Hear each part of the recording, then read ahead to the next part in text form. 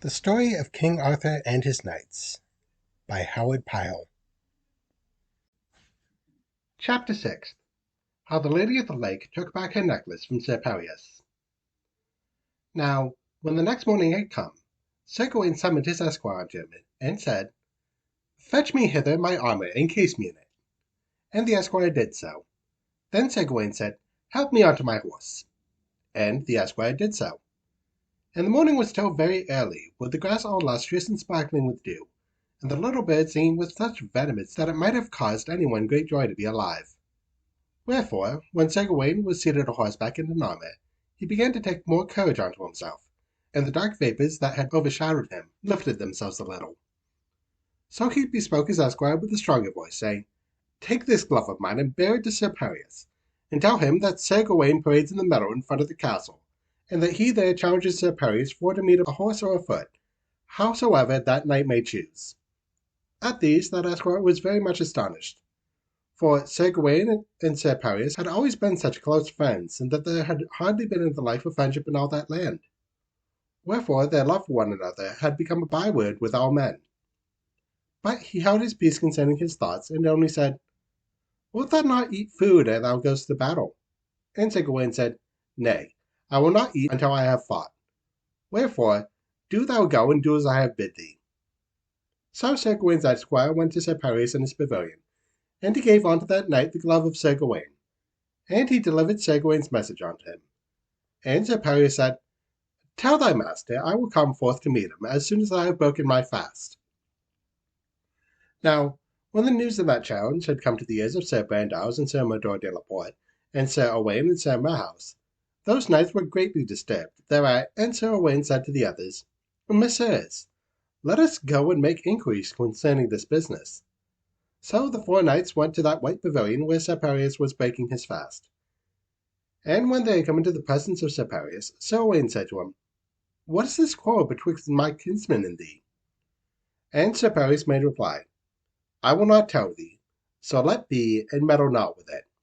Then Sir Owain said, Wouldst thou do serious battle with thy friend? To which Sir Pelleas said, He is a friend to me no longer.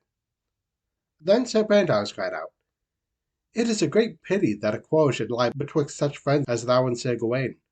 Wilt thou not let us make peace betwixt you? But Sir Pelleas replied, Ye cannot make peace, for this quarrel cannot be stayed until it is ended. Then those knights saw their words could be of no avail, and they went away and left Sir Pelleas. So when Sir Pelleas had broken his fast, he summoned an esquire named Montnoir, and he bade him to case him in that red armour that he had worn for all this time. And Montnoir did so. Then, when Sir Pelleas was clad in that armour, he rode forth in the meadow before the castle where Sir Gawain paraded. And when he had come thither, those four other knights did come again, and besought him that he would let peace be made betwixt him and Sir Gawain. But Sir Pelleas would not listen to them. So they went away again, and left him, and he rode forth into the field before the castle of Grandments. Now a great concourse of people had come down upon the castle walls for to behold that assault at arms. For news thereof had gone all about that place. And it also come to be known that the knight that would do combat with Sir Pelleas was that very famous royal knight, hight Sir Gawain, the son of King Lot of Orkney, and a nephew of King Arthur. Wherefore all the people were very desirous to behold so famous a knight do battle. Likewise the Lady Ettard came down to the walls, and took her stand in a lesser tower that overlooked the field of battle. And when she had taken her stand at that place, she beheld Sir Pelleas wore that necklace of emeralds and opal stones and gold above his body armour, and her heart went out for him because of it.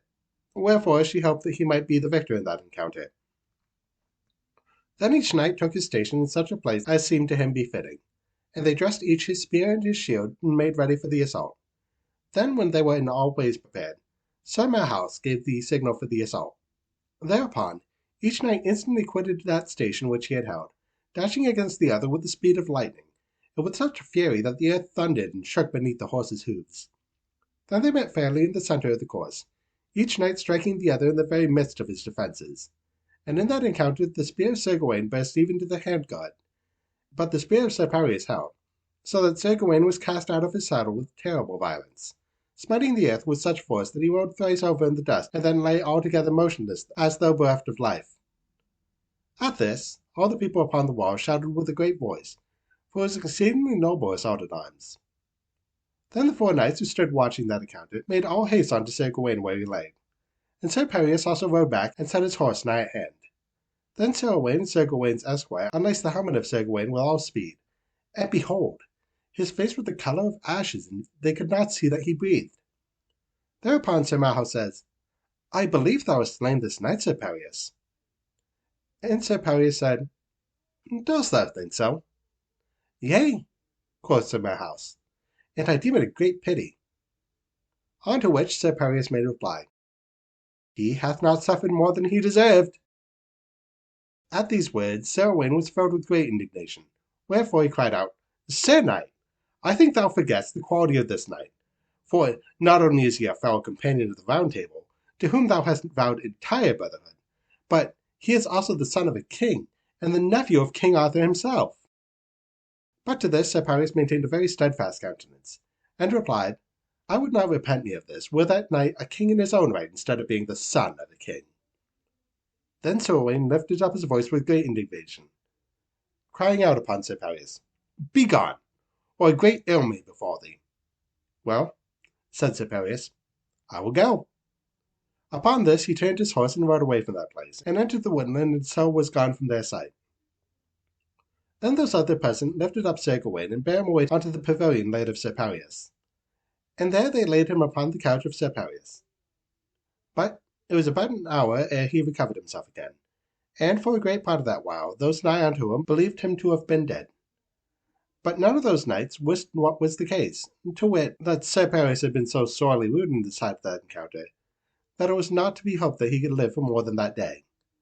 For though the spear of Sir Gawain had burst, and though Sir Pereus had overthrown him entirely, yet the head of Sir Gawain's spear had pierced the armor of Sir Pereus, and had entered his side and had there broken off, so that the iron of the spear, the length of the breadth of a palm, had remained in the body of Sir Pereus a little above the midriff. Wherefore, while Sir Pereus sat there talking so steadfastly upon those four knights, he was yet whiles in the great passion of pain, and the blood ran down into his armor in abundance.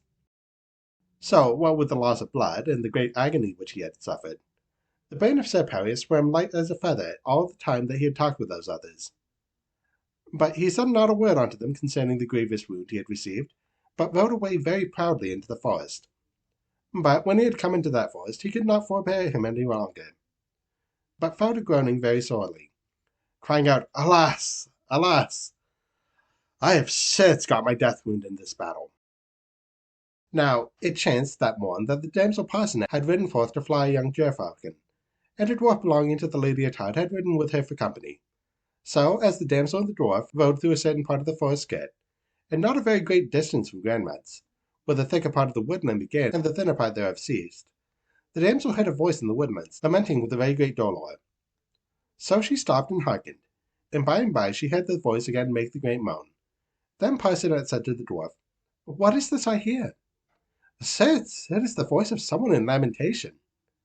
Now, let us go and see who it is that maketh such woeful moan. And the dwarf said, It shall be as thou sayest. So the damsel and the dwarf went a little further, and there they beheld a knight sitting upon a black horse beneath an oak tree. And that knight was clad altogether in red armor. Wherefore, Parcenet knew it must be Sir Pereus. And she saw that Sir Pereus leaned with the butt of his spear upon the ground, and so upheld himself upon his horse from which he would otherwise have fallen because of his great weakness. And all the while he made that great moan that Parcenet had heard. So, seeing him in this sorry condition, Parcenet was overcome with great pity, and she made haste to him, crying out, Alas! Sir Pereus, what ails thee? Then Sir Pereus looked at her as though she were a great way removed from him, and because of the faintness of his soul, he beheld her, as it were, through a thin water. And he said very faintly, Maiden, I am sore hurt. Thereupon she said, How art thou hurt, Sir Pereus?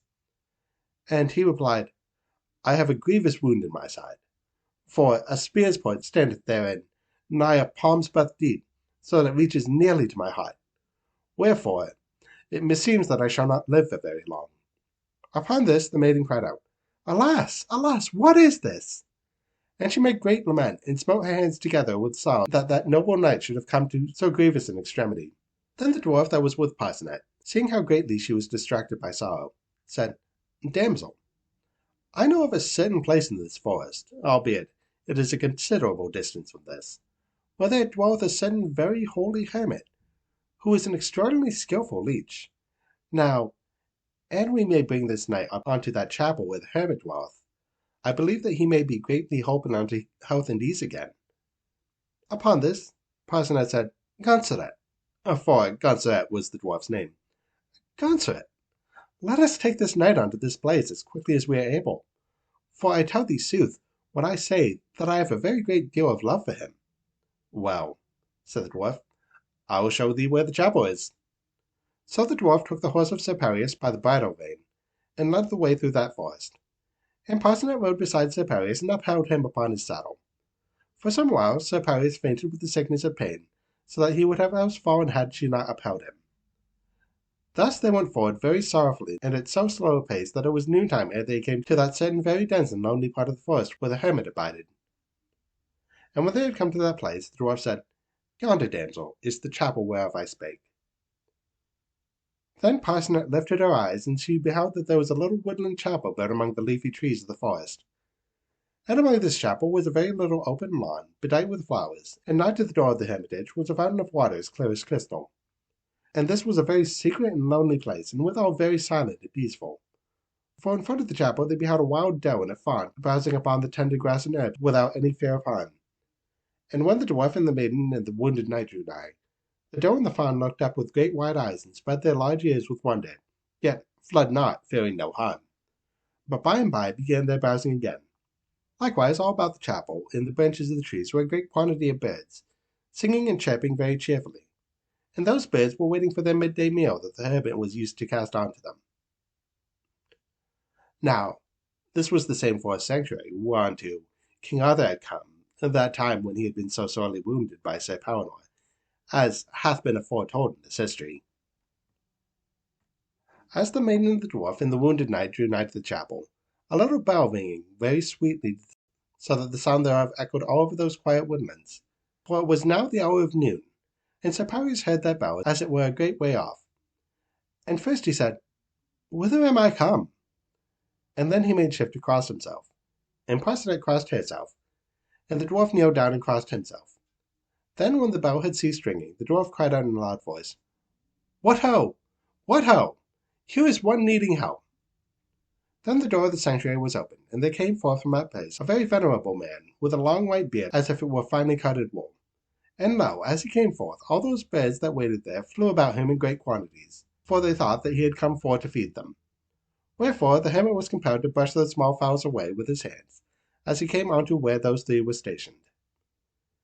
And when he had come on to them, he demanded of them who they were, and why they had come thither with that wounded knight. So Parcenet told them how it was with them, and how they had found Sir Paris so sorely wounded in the forest that morning, and had brought him hitherward. Then, when the hermit had heard all of his story, he said, "It is well, and I will take him in."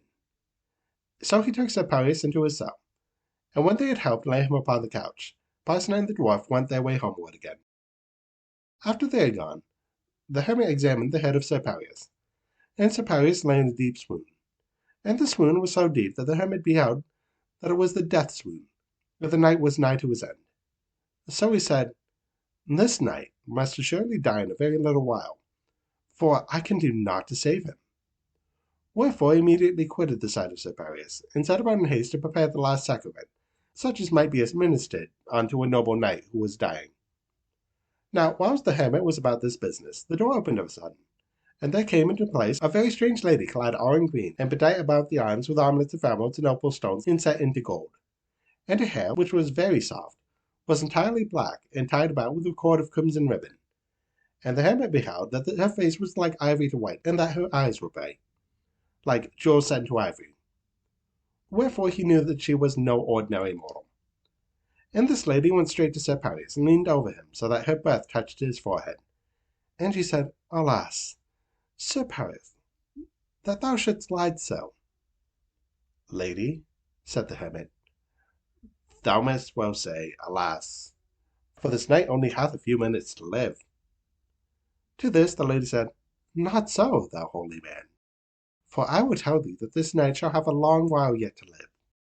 And when she had said this, she stooped and took from about her neck that necklace of emeralds and opal stones and gold that encircled it, and hung it about her own neck. Now, when the hermit beheld what she had did, he said, Lady, what is it thou dost doest? And why dost thou take that ornament from a dying man? But the lady made reply very tranquilly, Wherefore I do but take back again what is mine own. But now I prithee, let me be with this knight for a little while, for I have great hope that I might bring back life unto him again. Then the hermit was in doubt, and said, Wilt thou endeavor to heal him by magic? And the lady said, If I do, it will not be by magic that is black. So the hermit was satisfied and went away, and left the lady alone with Sir Paris. Now, when the lady was thus alone with the wounded knight, she immediately set about doing sundry very strange things. For first she brought forth a lodestone of great power and potency, and this she set to the wound. And lo, the iron of the spearhead came forth from the wound. And as it came, Sir Paris groaned with great passion. And when the spear point came forth, there burst out a great issue of blood, like to a fountain of crimson. But the lady immediately pressed a fragrant napkin of fine cambric linen to the wound, and staunched the blood, and it bled no more.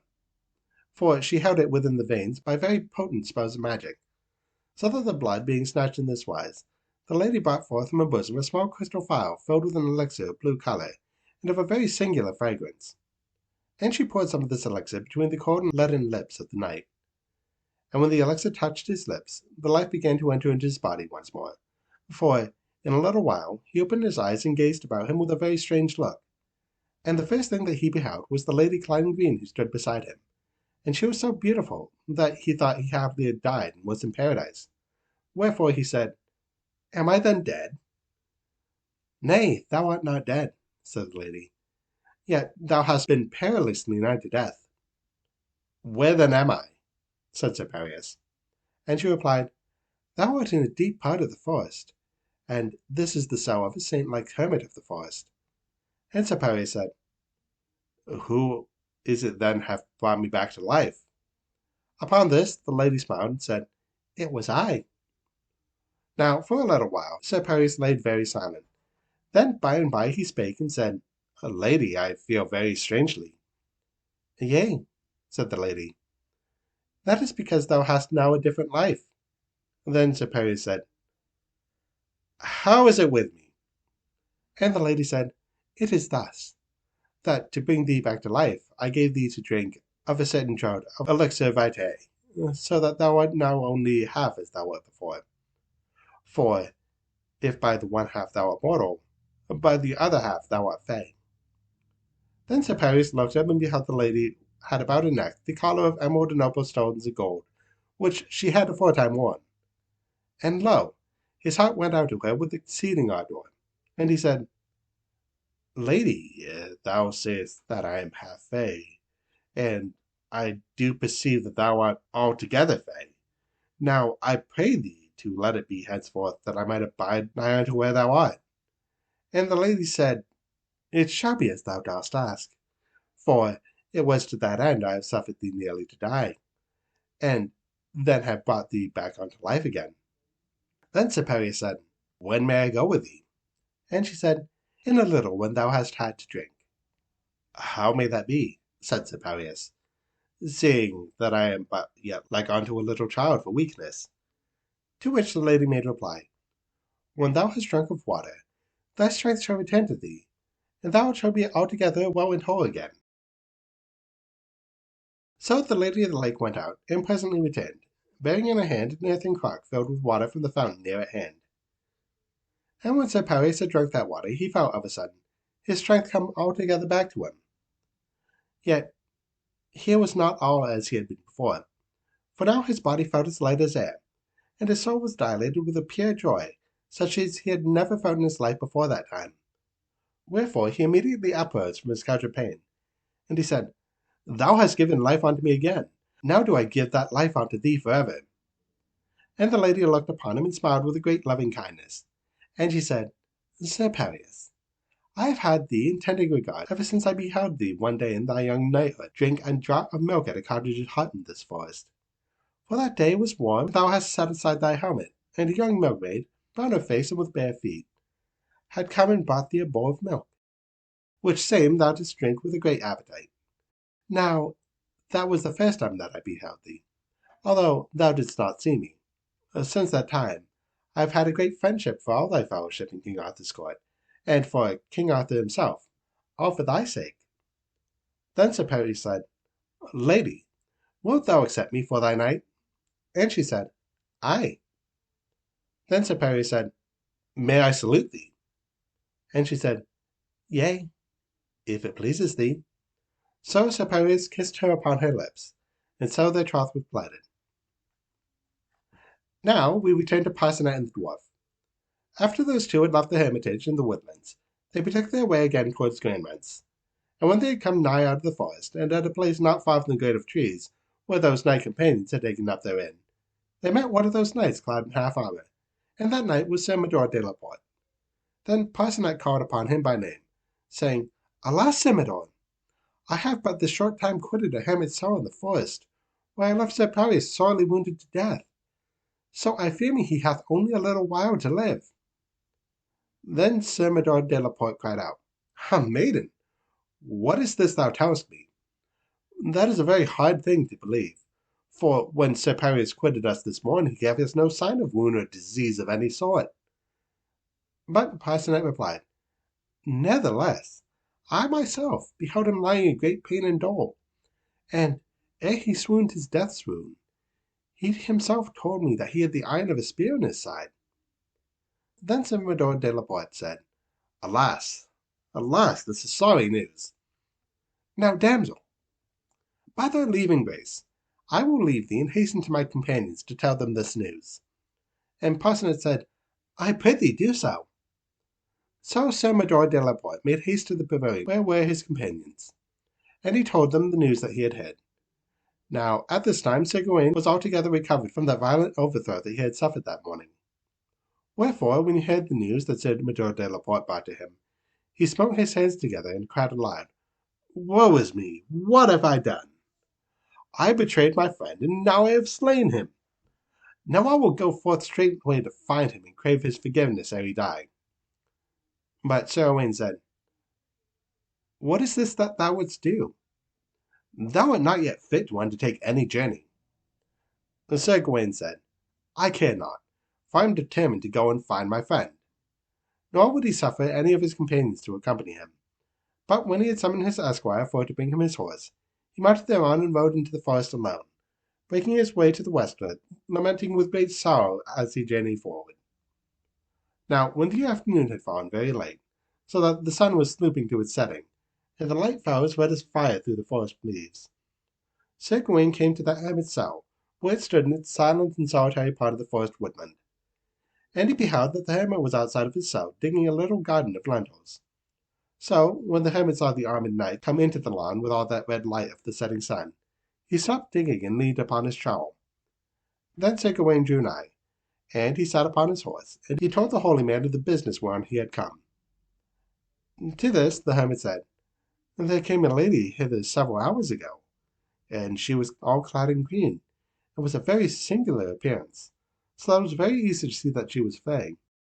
And by the means of certain charms of magic that lady cured thy friend, and after she had healed him, the two rode away into the forest together. Then Sir Gawain was very much amazed, and he said, This is a very strange thing that thou tellest me, that a knight who is dying should be brought back to life again in so short a time, and should so suddenly ride forth from a bed of pain. Now, I prithee, tell me whither they went. The hermit said, They went to the westward. Whereupon Sir Gawain heard this, he said, I will follow them. So he rode away and left the hermit gazing after him. And as he rode forward upon his way, the twilight began to fall apace, so that the woodlands after a while grew very dark and strange all around him. But as the darkness descended, a very singular miracle happened. For lo, there appeared before Sir Gawain a light of pale blue colour, and it went before him and showed him the way, and he followed it, much marvelling. Now, after he had followed the light for a very long time, he came at last, of a sudden, to where the woodland ceased, and where there was a wide open plain of very great extent. And this plain was all illuminated by a singular radiance, which was like that of a clear full moonlight, albeit no moon was shining at that time. And in the pale silver light, Sir Gawain could see everything with wonderful distinctness. Wherefore he beheld that he was in a plain covered all over with flowers of divers sorts, and the odours whereof so filled the night that it appeared to press upon the bosom with a great pleasure. And he beheld that in front of him lay a great lake, very wide and still, and all those things appeared so strange in the light, that Sir Gawain wotted that he had come into the land of Fairy. So he rode among tall flowers towards the lake in a sort of fear, for he wist not what was to befall him. Now as he drew near the lake, he perceived a knight and a lady approaching him. And when they had come nigh, he beheld that the knight was Sir Pelleas, and that his countenance was exceedingly strange. And he beheld that the lady was whom she had aforetime seen all clad in green apparel, when he had travelled in the forest adventure with Sir Owain and Sir Marhaus. Now when Sir Gawain beheld Sir Pelleas, he was filled with a great fear, for he thought it was a spirit that he saw. But when he perceived that Sir Pelleas was alive, there came into his bosom a great joy as great as that fear had been. Wherefore he made haste towards Sir Pelleas. And when he had come near to Sir Pelleas, he leaped from off his horse, crying out, "Forgive! Forgive!" with great vehemence of passion. Then he would have taken Sir Pelleas into his arms, but Sir Pelleas withdrew himself from the contact of Sir Gawain, though not with any violence of anger. And Sir Pelleas spoke in a voice very thin and of a silvery clearness, as though it came from a considerable distance. And he said, "Touch me not, for I am not as I was aforetime, being not all human, but part fey. But concerning my forgiveness, I do forgive thee whatsoever injury I may have suffered at thy hands. And more than this, I give unto thee my love, and I greatly hope for thy joy and happiness. But now I go away to leave thee, dear friend, and haply I shall not behold thee again.